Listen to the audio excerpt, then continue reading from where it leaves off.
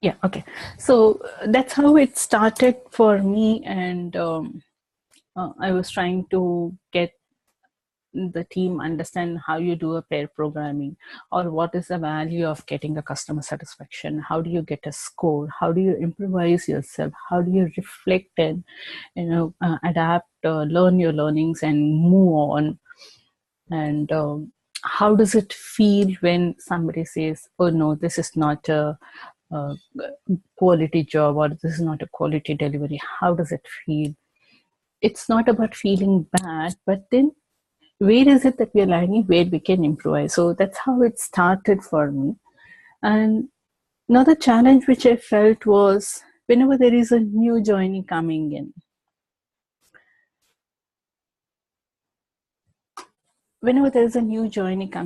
inducting that person within the team was becoming challenge. And there are other challenges which I faced was,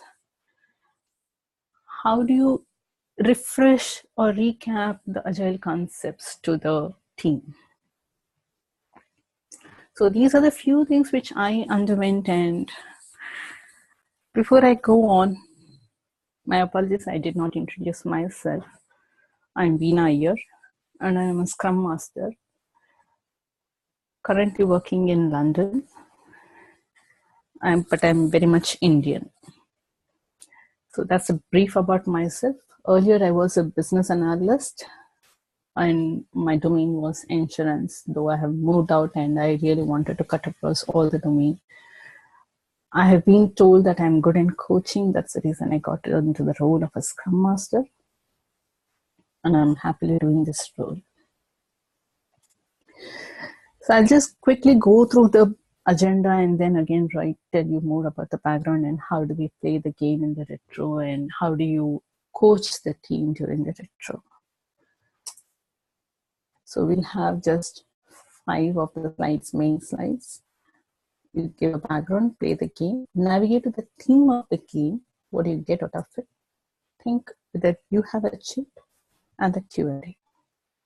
So all your questions, any of them, I'm happy to answer at the end of the session, or we can always have it again through WhatsApp, or you can drop me a note on my email ID.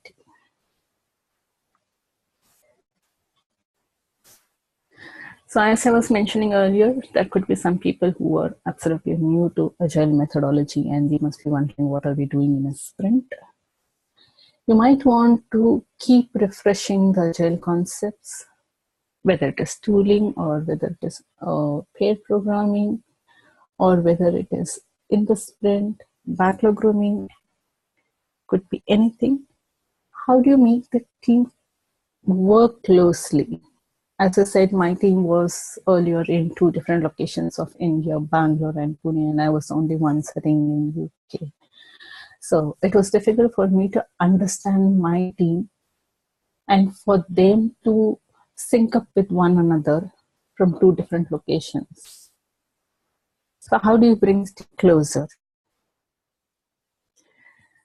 You need to keep the team motivated. Team has to feel happy about doing something. Their vision could be your success. Is there a way to do it? Let's see how. The most difficult task which I see, and I see from their eyes, is how do you estimate a story? How do you estimate the effort you want to complete a story or a task? How do you coach them to do it? I'm not a very technical person. I do not do Java coding or .NET coding. I have not done in my life. But if I have to understand, if I have to make them think about how to break it down, how to estimate it, this is how I felt we can do it. So let's start and see how to begin the game. So if you have a team of, let's say, 7 to 9, which is typically what we have in Agile, you can divide them in 2s or 3s, form small groups among themselves. Every time you do it with a different group. For example, if in the first time, if Davis and me are pairing up, The next time you can pair Davis with Anubhav or Davis with Anand, something, so that that team collaboration increases. We start to understand this, start to talk to one another. And if they are in different locations, bring them back, pair them together again. Try not to have them from the same location. You'll also find that, interestingly, you'll know the characteristics of a person, the personality of a person. For example, I was sharing this with Davis earlier. There was a person in my team who was very dominant.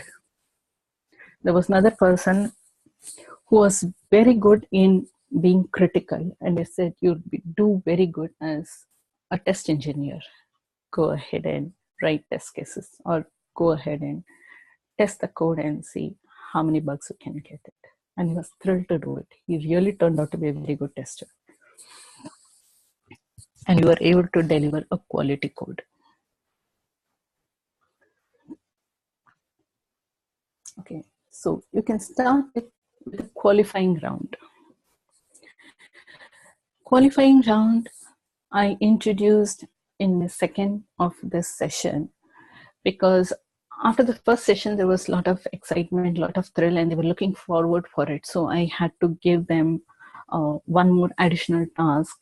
And during this qualifying time, I put everything for time boxing. So primarily, I wanted them to understand that a sprint is time boxed. Every ceremony, every meeting is time boxed. So it's important for you to value the time of not just yourself, but of the entire team. Understand that, when the sprint ends, it's easy to carry forward stories, but that's not what is recommended. It affects the commitment of the team. So to bring on, how do I put what you can do to in the qualifying round? When you pair them in twos or threes, ask each of them to talk to another person and say perhaps what was a success in their life. It could be very small, or it could be very big. Or what is their vision of their life? What is their aspiration? Trust me, I was really clean bold with that when I put this question of what is your aspiration of life. The context, which was last year, there was Olympics going on in Rio, and I just brought that context to the retro meeting. I said, look at these Olympians. Participating in an Olympic takes 4 years minimum. And then their vision is to win the gold medal, if not the silver, if not the bronze, if not at least qualify. What are you doing to achieve your vision? What is your vision, and what are you doing to achieve your vision? And there were people who were saying, yes, I want to become an architect. I want to become a project manager. And this is what I'm participating in some forums. I'm studying. So I had certain books for project management, which I passed it on. And I ensured that, he gets a right exposure in the sprint as well in my team. That keeps their vision, and they are motivated to do more. They are motivated, and they are more happy to work in the team because they get that backing. It also helped me to keep up my vision. So it's a teamwork again. When you keep this time box, you should see the excitement coming in. And yes, the person who has shared the vision or his success story will not talk in the while presenting, but his friend or his teammate will talk. So when somebody talks about your success story, you'll feel more proud than you talking about it yourself. Try it out. Once that round is completed, you can move on to the next round. The first time I played this, and there was a team which did not come on time, return on time, and I said, you are disqualified. They did not feel bad. because they understood this is a game. And you start coaching them, telling them, yes, you are disqualified. Understand what happens if you do not turn up in time. Well, I actually did not disqualify. I said, okay, this is the first time, so join back. So, as I said, this is a retrospective meeting, so I do not deviate from the essence of retrospective meeting. So I started, your round one is what was good in the sprint. Then how are you going to say it? So gave them the task of present a picture of what was good in the sprint. The first time I played, I told them, gave them the time. Do you want 10 minutes? Do you want 15 minutes? It was agreed by all. And then we clocked it and said, if you don't come, again, you will get disqualified for the second round. So be on time.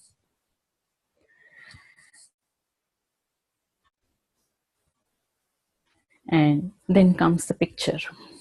So when they come with the picture, they have to present the picture. They have to talk how it was symbolic for the sprint, what was good about the sprint, which they have picturized. And there were a lot of innovation coming out of it. When the first time when I said, you present a picture, there were questions like, how do you want us to do it? We don't have a paper pen. How do we show it to you? So this is like your backlog grooming. This is like talking through your user stories. What is required? What are the tools required? How much time does it take to complete this task? Are there any more questions we should understand before we get on to the sprint and we pick up that task and work on it? Now they understood when they are presenting the picture, if it doesn't go in sync with the requirement, it can fail. Which also happened in one of the team. When the question was what was good in the sprint, they showed me a signal post with amber light. And even before I could see anything, the rest of the team said, this is not correct. Should be disqualified. That was the question. I said, no, we agreed that we'll not disqualify, but yes, we'll consider this as failure. How? We asked after the picture was presented, we asked for scoring. The scoring is not given by me as a facilitator or as a scrum master. The scoring was given by the rest of the teams. So the picture which did not go as per the requirement did not get any scoring. It was 0. So I chose to do it out of 5, and you can choose out of 10, or you can, sometimes I used a star, out of 5 stars, how many stars? And trust me, each of the team kept their scoring with themselves. You wanted to see who scores the highest.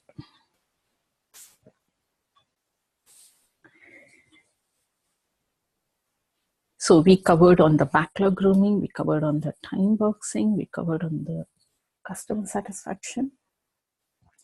When you're doing from different locations and they share the screen to decide on which picture, they're doing a paid programming kind of thing. There's a checker, there's a reviewer, and there's a team collaboration.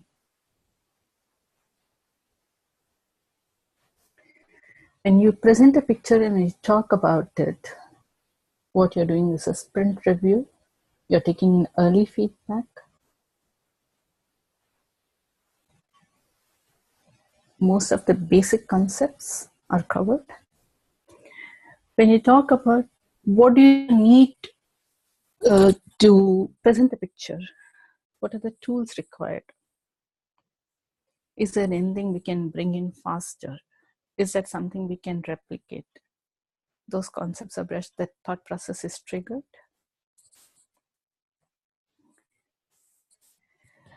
So the same round, I did play again. having taken the lessons, a person who, the team who just got 0 points or less points, did well in the second round. It was a scene, present a picture, wherein you talk about what can be improved or what challenges you faced. The same drill of presenting picture, time boxing, getting a score was repeated. I can show you some of the pictures which ultimately I got it, and you'll see.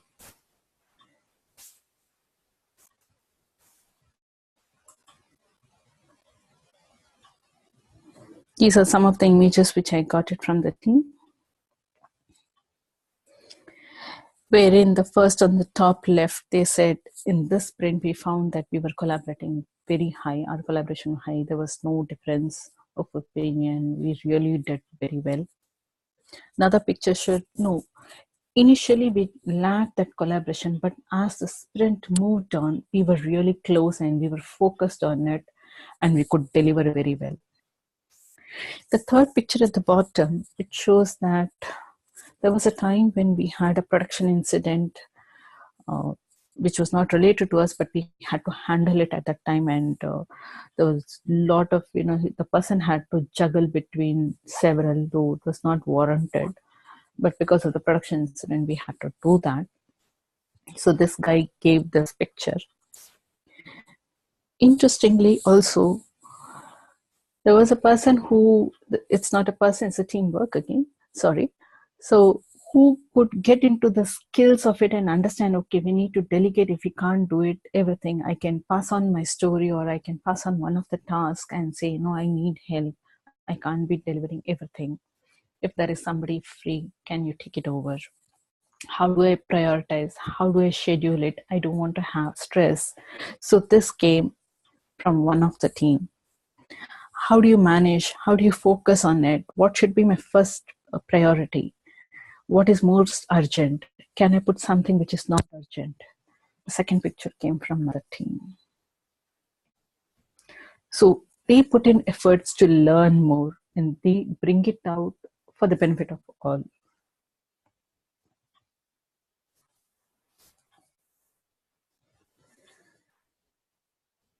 With this, when you finish both of these rounds, start thinking and ask them the right questions.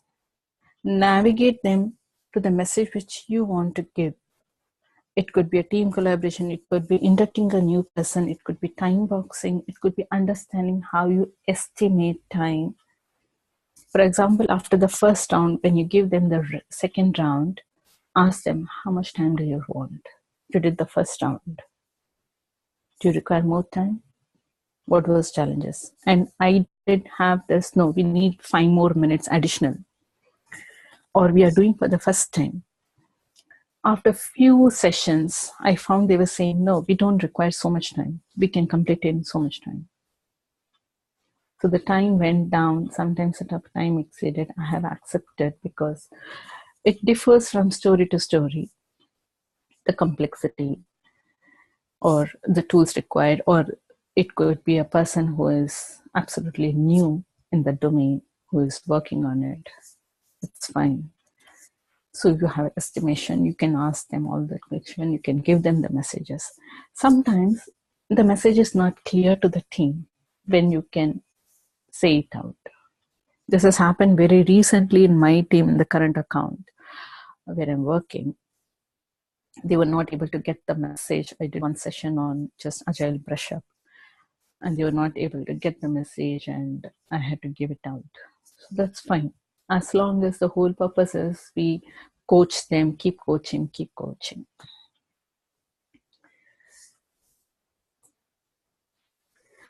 Think about, if you are unable to give the message, is there something which you want to tweak in the game?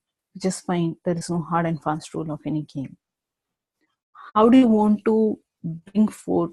How do you want to make your message successful? Maybe during the sprint again, tell them this is what we did in the retro. Do you recall that this is the picture you showed? It did not fulfill the requirement. Did you estimate this well? You did it in the retro. Bring them a comparison. It becomes easier for them to understand it and deliver and go forward.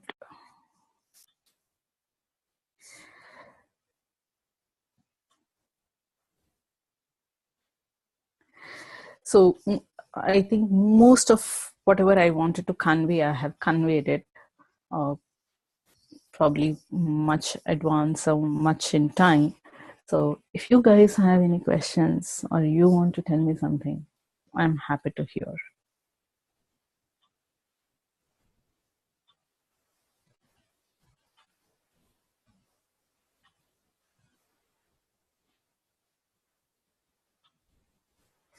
Yes, I see some person has raised his hand. Hi, Veenaa, Madhvaraj here. So, Yes, thanks for Madras. the details. Thanks for the details so far. See, actually, what I notice in my team, uh, it is sometimes it is becoming difficult to schedule a retrospective meeting after a sprint has been completed. One of the reason could be a key person in the development team would have gone on holiday in the verge of completing the sprint. That could be one reason. The other reason could be folks are not very keen on having the retrospective happening. So these are the two major challenges that I face. So how do you feel this can be addressed or minimized to happen in Sure. future? There are two ways. It's not, you're not the only person who is facing it. We all face it and we are with you on that. A very common problem. Um, Leave can be, emergency leave also, or a planned leave. We keep telling them, do a planned leave, do a planned leave. When you play this game, if there is a person who goes for a comfort break because everybody is not keen on it, start, if we understand them from that point of view, someone may just go, okay, I won't need to get a glass of water, or I need a coffee break, or I need a comfort break. Ask the team, how did they feel when somebody just went away? Is he responsible for it? And ask that person how he felt about the team performance. Because after you play all the game, I've had an interaction with those groups, small groups, and I understood what they feel about one another. So point one, it's a teamwork. Point two, ask them if they have felt bad that he went away, or that brings the essence of planned leave. Second point, if there could be an emergency leave or there could be a sick leave, how do you manage within the team? You still deliver it. You can't avoid a sick leave or an emergency leave, but you educate them on planned leave. Point two. So ask them what they felt, and you'll understand from there, how do you want to take it forward. Your point of, you're finding it difficult to conduct the retro, schedule it well in advance. So for what I do is I put a recurrence meeting on my calendar so people know that this is the time for retro. Yes, in the current project, I had to cancel a retrospective because project manager objected for it. So in my subsequent session, I'm going to do, my challenges which I face in transformation. So I'm just calling it out. You can wait for it. So that is, I had to cancel it. Some we need to a little bit adjust. Is there any point which I've missed out addressing yours? One interesting fact which I felt is the first time when I said, I had similar kind of an experience where uh, no one wanted to have this retrospective meeting, and they didn't value it, they didn't understand it. Probably that's the reason they did not value it. So the first time I said, how do you want to do this retro? Shall we play a game? And they could sense that excitement building up. The first time I did not do the qualifying round because I just wanted to understand how it is going. For me also, it was the first time, and for them, it was the first time. The second time when I wanted to do it, I asked them, do we want to do it in the, we all sync up and write in the Confluence page about it and discuss about it, or do you want to play a game? There was silence. I said, okay, if I get a voting on maximum votes on playing the game, we'll go with the game. Trust me, in 2 seconds, everybody said yes. It was a voting. So probably that is the excitement we need to bring in for any ceremony or any meeting. So that captures their attention. They get the value out of it. It would help you. Sure. Thanks for that. And one final question is, see, actually being a Scrum Master, I'll have more points on team during the retrospective. So most of the times I keep quiet as I want to listen from the team. So is it a good practice, or Scrum Master should be also be equally echoing on the observation that he has noticed?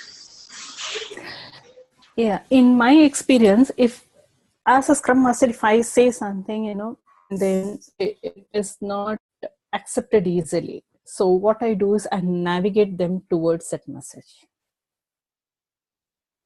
And when you play this game, this has been my experience, so I keep telling you about playing this game. When you play this game, you'll be able to navigate them. They will not feel offended. They'll take it in the right spirit. And yet you can add in points. You can say, oh yes, if they say one word and you give it in one sentence the way you want, it is accepted very easily. This has been my experience. I'm talking just through my experience. Sure. Makes sense. Yeah. Thanks.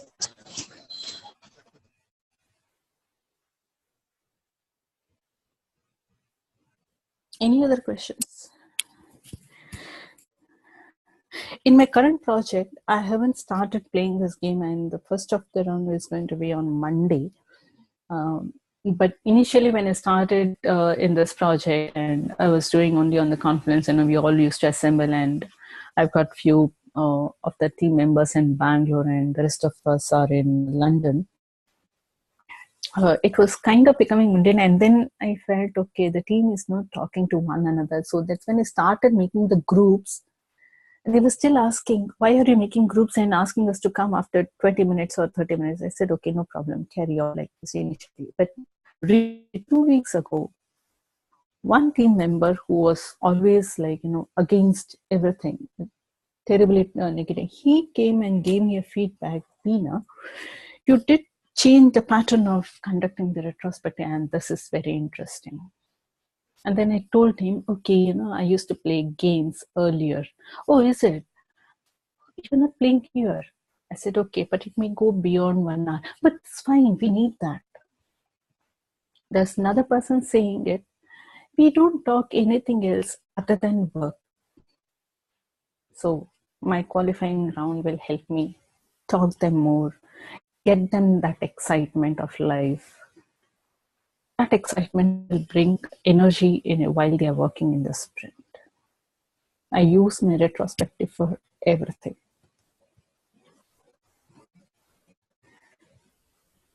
In fact, after the retrospective, there is still so much of fun that I get things and they share with me about a person or about what they want to do. They still have the aftermath of the retrospective fun.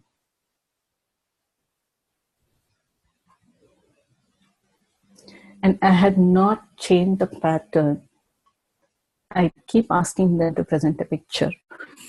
Another experience which I would like to share is last year when I was in India and I was in Pune for a few days, I was told to give a refresher course. They wanted a refresher course for a group of people. So as I walked into the room, the organizer asked me, do you have any presentation? Do you have any slides? Do you want to do a slide view? I said, no, I don't have anything. I was still jet lagged after returning from UK. So I did not have any time to prepare anything. But mentally I had thought, okay, I can ask them to. They are all in the same room. I can ask them to do the same kind of activity which I've been doing in the retrospective. So the round of introduction which I asked them to do was, how do you introduce? You just say your name to the other person. This person will say, my friend next to me is, his name is, Prajakta, and she's a software engineer. As we don't call developer or a tester in Agile, we say software engineer. She's a software engineer. And her success was she was running alone in a running race and she won the award. Right? Exactly. You would definitely encounter that people are laughing because they have something funny to say, or they have something very good which we are all not aware. There was a person who used to draw sketches. None of us were aware of it. That came in the retrospective and understood, oh, this person is drawing sketches and beautiful sketches. So all that inner talent, you can touch it. I can see somebody, you get to understand and know one another, which is very key for a teamwork. So the second round, when I spoke about the qualifying round, and then I said, this is time boxing and all, that's all brushing up. It's only recapping of the same. The only difference was they were in the same room and I could see the excitement. The other advantage which I found while playing this game was, as a Scrum Master or in a client-facing role, I used to get frequent pings from different stakeholders. Even if I say I'm sharing my screen, I would have pings or I would have called somebody asking. In this pattern, I'm relatively free. At the same time, my team is busy working on the retrospective. I can attend to stakeholders. I can come back and talk to my team. My essence is not lost.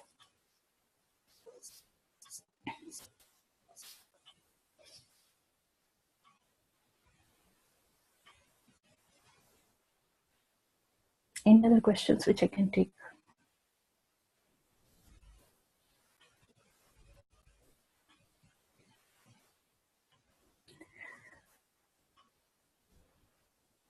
I've also tried the starfish and the sailing boat as well.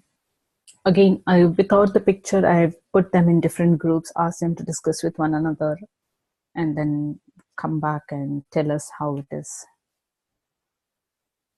Share the thoughts. Team grows little empathetic to one another. They understand, okay, if a test engineer is able to test it only at the last end of the sprint, the developer is not given the code. A lot of such difference of opinions get a little bit resolved there. This is not a silver bullet. So don't expect a change after one retro. You have done it and you expect a change. It takes time.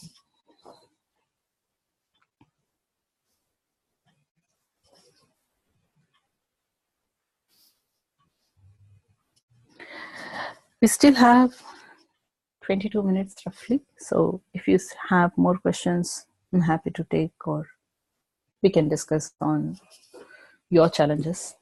Hi Veena, can you please put some light on, like, if you have we have retrospectives, right? And sometimes we have disagreements. So what you do in when you have disagreements between your team members on any issue?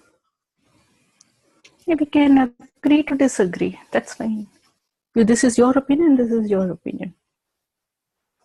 And then we just move on, what because approach and what plan you will have for the next sprint. So at least you should have to finalize and you have to go for one thing, right? You cannot take the two things which may be conflicting with each other. Yeah, so as a Scrum Master, you would know what is best for your team, or you can ask everybody's opinion, what is a vote for it?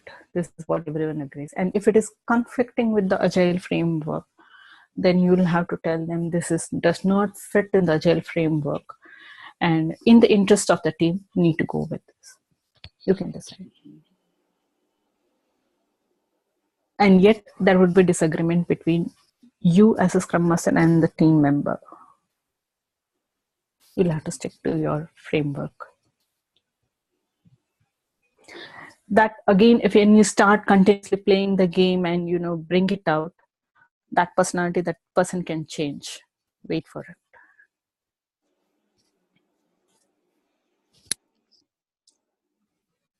And it's mostly easy if you have a co-located team to have all the team members present and attend the sprint retrospectives. But what when your team members are distributed over 2-3 locations? So what are your suggestions and what to do in such cases? You actually brought the point back. A couple of hours ago, I saw one post on LinkedIn saying that offshoring should not happen in locations like India, and I disagreed on that. And we were just discussing about the same before the start of this session. I disagreed because you are depriving the opportunity to people across the globe to understand the culture of another geography, the ways of working, and how do you improvise and so on. So, as I said, when I started with this type of conducting retro, I was the only person in UK. My team was split in Bangalore and Pune. Out of these two locations, there were only two women who knew one another, so they would always talk to one another. The rest of the team did not talk. They didn't even know who they are, what they do. They would ask me, who will test? If I deliver this code, who will test it? Oh, no, you have Sneha who is testing it. Okay, that's when I realized they don't talk. And then I also realized there's only Sneha and Kavita who are talking because they were co-located earlier. They knew one another. That's it. Same issue I face now in my project. Who is Sumit? Oh, Sumit is a FS developer. Oh, really? I didn't know that. Okay, I realized team does not know one another. So the way of bringing them together, understanding or introducing, putting a qualifying round is when you form a group across the locations. So they start talking to one another. They at least know there is somebody there. So you did this before the sprint, or is there any particular period like after first sprint, or is this a regular practice before the retrospective to have that kind of introductory phase with each other, which within among your team members? Yeah. So when a new team member joins in, or let's assume I'm starting my sprint 0, the team has been formed. I allow them for an introduction. They can say whatever, be brief in their introduction, talk about their career experience, And this or is with skill mostly a video-based call, or what, or just video based. Also, we have done it, but the challenge which we faced in some of the locations in India is that it crunches the bandwidth. So we restricted the video to a retrospective meeting or a monthly basis. We have restricted it because it has choked the bandwidth, and the team was not willing to have that. So we did have video conferencing as well, wherein to bring the team closer to understand. Even I have not seen my team members in person till the time they came to London. So it is important for me to know them. So you called your team members from India for a specific period to London for the face-to-face interaction? No, they were posted on site. Okay. There were some people who were posted on site, but my earlier project, they were all at offshore in India. So how do I know them? How do I know what they're doing? They had webcams, and there was specifically a person who would not even install the webcam. No, she was dilly-dallying. And yeah, then we said, okay, the person next to her, I asked him to focus the webcam on her. So yeah, okay. So somebody goes for a new hairstyle or thing. Yeah, we all have at least little bit of interaction other than just talking about the work. That helps the team to come closer. And definitely during the retro is one opportunity I never miss to bring the team closer, to talk anything else about other than the work or other than the sprint.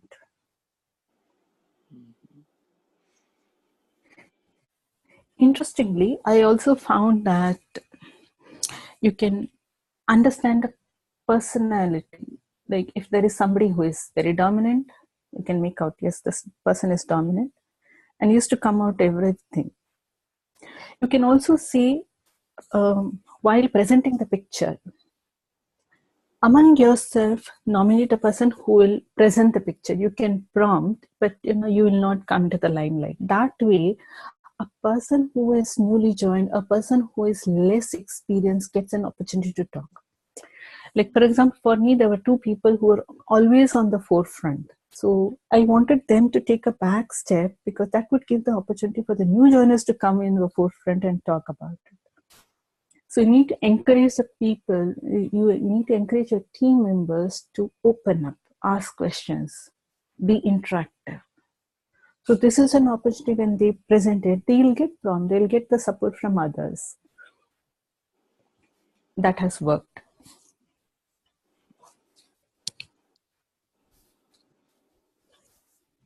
I hope I answered your question. Yeah, absolutely. Thank you so much, Veenaa. No problem. Any other questions or any challenges which we can all discuss about it? I'm just happy to know that I was not the only one who was facing these challenges. There are some more, some of our colleagues who have faced similar challenges. Yeah. Hi Veenaa, Jairam here. Hi Jairam. Yeah, I have a question. So I normally face problems when handling people who used to be silent in retrospection meetings. Okay, so there would be some set of people who don't open up when it comes to addressing points in retrospection. So how do you handle those kind of people? So do you face any kind of challenges in handling them, and how do you do that? Yes, yeah, you would find a pattern about such people. It is not just about the retrospective. You are at any point of time, perhaps a person is shy enough to talk or not confident to talk. Sometimes language is an issue. Yeah. Coming from a vernacular medium, speaking in English or in speaking in the presence of the customer, especially if it is like a Western country, they have that inhibition. So the best way is, when you form the group, if you are putting across with a person, let's say Jyoti is a person who has been very experienced and she talks very well. Let's assume that way. So you can put across in Jyoti's group and tell Jyoti silently, allow this person to talk, allow this person to present. Okay. It may happen, that's okay. It is okay to falter, and you can cover it up if the customer is present or in the presence of others. Support that person. Yeah. Sometimes you don't get the right words to say it. You can prompt those words, or you can, rephrase that sentence and say, this is what you wanted to convey. Am I right? And yes. So that way that person gets encouraged to speak. Next time again, after one or two times, again, you can ask that person, do not say it directly to that person. Okay, you've not spoken. Do not say that. Rather say it indirectly. Do you have something more to add? Okay. So a picture, yeah, sorry, go ahead, please. By any chance, did you try to talk to these kind of people directly in retrospection or in any other ceremonies just to get their point of view? Yeah, I do not talk to them during a retrospective or during any of the ceremonies or meetings, but I make it a point to talk to them one-on-one sometimes, and it happened just yesterday as well. I was talking to my new joinee, and we had some environmental issues, and there were a lot of blockers. So actually, I knew that the day cannot be progressed with good testing. So I called up this girl who is in Bangalore and asked her. She's a new joinee. She's from the campus recruit. Okay. So first job, first project. She's doing very well. So I just asked her from where she is, where her parents are, just to understand what's the background, make her comfortable, what challenges, and that also gives me an insight of how the other team members in that location are. Yeah. Who is strong? Yeah, so you get to understand, and you be very friendly there. That gives that encouragement for the person to come back to you and report any issues which is going on, or any time. I can give you another instance. When I started this project in London, and it was initially the daily stand-up. I scheduled it for 9 o'clock in the morning, and the people were not on time. And he said, okay, let me move it to 10 o'clock. There was some objection from the client side. No, it's at 10 o'clock. I said, hang on a minute. Let me also understand from a team at Bangalore, they're at Whitefield. I have not been to Whitefield, so I do not know. So I spoke exclusively with my Whitefield team and asked them, is 9 o'clock okay with you all? It's a difference of 4.5 hours during the summertime, and winter time it is 5.5 hours difference. And then they told me it's a challenge because it's a lunch hours and there's a long queue at that office. So it becomes difficult for them to come back. And then we all agreed 9:30 a.m. is the best time for stand-up. We all agreed on that. Understanding the challenges at Bangalore, understanding the challenges at London. Sometimes the trains are late, and there was only one person who was still late in London. He would just scrape through, or he would be a minute or two late. It happened for a few days, and then we decided, okay, what do we do? So I put the question to the forum, put the entire team. How do you ensure that all of us are not pointing to one person or two persons? So then the team said, okay, let's have a penalty. This person, the penalty will be in the form of distributing chocolates or getting us coffee for everyone. And you put a post-it, okay, on so and so day I'm late. And the team started coming on time. Okay. Yeah. So never point out at any person in the presence of others. Talk to one another. Maybe there is a challenge there which you need to understand and address it. Yeah, it's normally scenario where new recruits are joining and who are coming for new Scrum team, and they do not have much knowledge about the framework and everything. So they try to gel with people, and it takes a lot of time for them to understand about the process and the way team is working. So there are many factors, but yeah, specifically for those kind of people where you face these kind of challenge in handling them actually in a kind of meetings.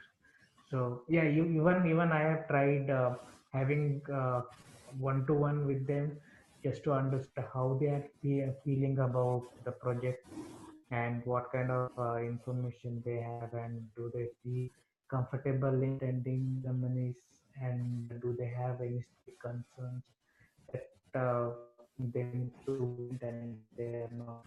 So that I try. Yeah, sometimes it's very difficult in getting information. So just handled in the way. Yeah, so the only way of asking when you do this qualifying thing, every time I put the qualifier as different. Sometimes I put it as expression of your life. Sometimes I put, what is the success of your life.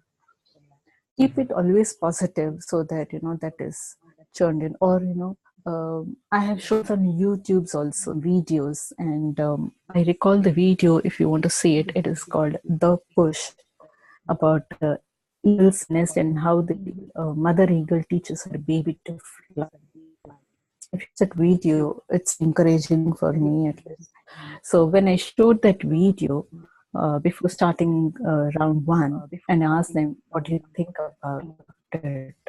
The girl who said, her name is Geeta, she said, well, it is to me because I was not ready to move out of my home for my studies. I didn't want to go out, but my parents put me in Pune, though she hails from Nagpur.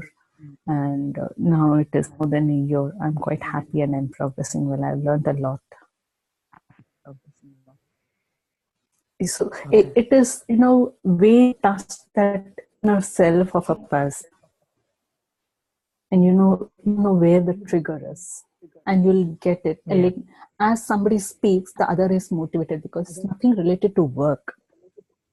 That is when they start opening up, and you'll be amazed at the results. As I said, just this week, my colleague, my team member said, we only speak about work. We don't speak anything about other than work. I said, no, we'll play the game. And they're all excited now. Okay.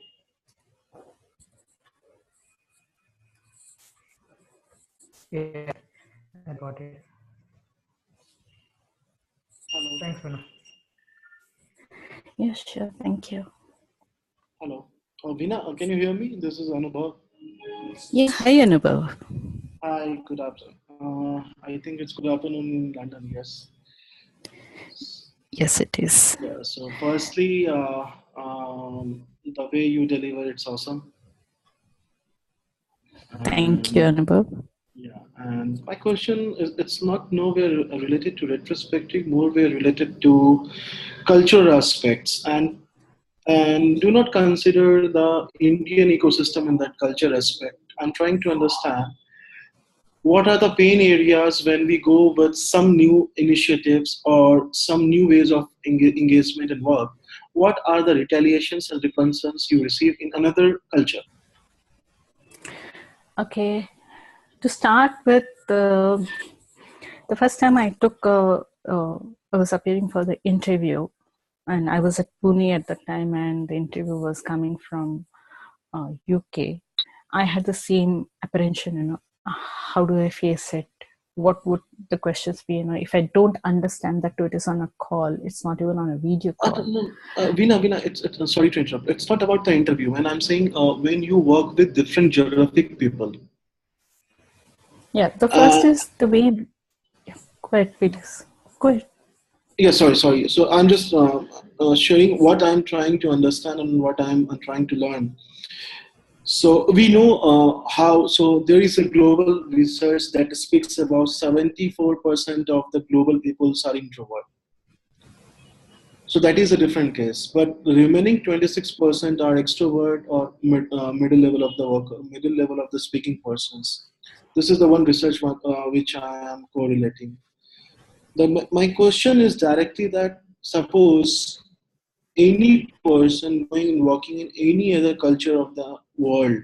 So let's not consider the offshore Bangalore. Let's consider only the London or maybe New York or maybe this country. What are the real-time challenges which we may not be able to see from sitting in India, and which may not be aware also at the client side. So this is the understanding what I'm trying to understand. Okay, considering your question, which can go on for maybe even 20 minutes of discussion, and considering the time that we have only 2 minutes left, I'll put it in a nutshell. The way of working is a huge difference between two different geographies. The way we speak and the way we express ourselves is quite different. Yes. See, in the morning only, I was reading one article of German workers, and it was correlated to German working style with respect to US working style. So I figured out a lot of difference from the outcome, the productivity. Of course, the US are on the higher side because we stretch, work more, and figure out more. But the Germans keep more focused towards the work as well as the person also, the personal engagements also. So, but Work-life balance is something which we need to adhere to, we need to look into, and that you get only in West, not in countries like India and China. Okay, so this, as I said, this discussion can go on for more than 20 minutes. No problem. Just because I did see a value lot coming in, and your question is really good about it.